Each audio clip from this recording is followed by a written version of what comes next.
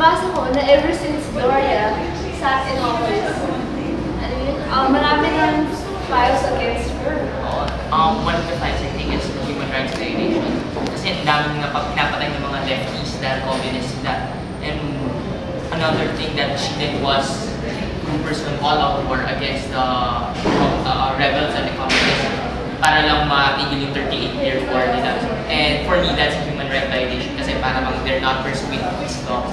Instead, they want to eliminate the enemies at once. Tapos dito meron dun sa CBCB, one of the charges. Yeah, marami siyang impeachment complaints ngayon against GMA, and then one of them was filed by this bishop, which medyo naging controversial kasi parang nasa na yung separation of church and state. But if you stand naman ng bishop na to is parang, as parang part of CBC, they should relentlessly parang, pursue truth. So I guess may reason din. I guess it's good for the church to intervene with these social issues because, as we know, faith has been part of our lives ever since. So, with the church and through faith, we should be able to understand more about these social issues and make the right decisions on whether this is good or bad. Uy! Ang galing ah! We're all thinking with faith! Nabasa ko sa TU yan eh. Yung about thinking faith.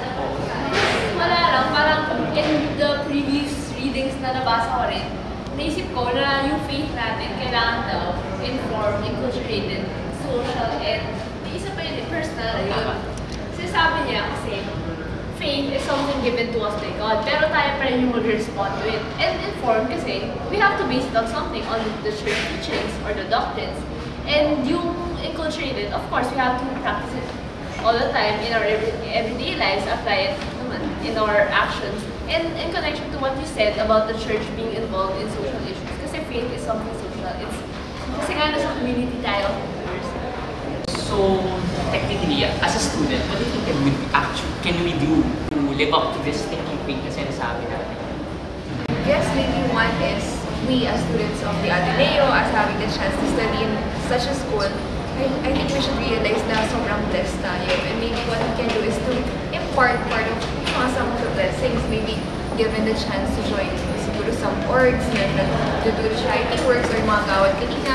Maybe we also think, join these and think of our less fortunate brothers and sisters. So I guess we should be more aware and be more critical about these news because every day we heard about this news about different stories but same thing happening every day. So as an Atenean, as Christian, we should be more aware and we should know how to make a good decisions about these certain issues. So we will make a right choice.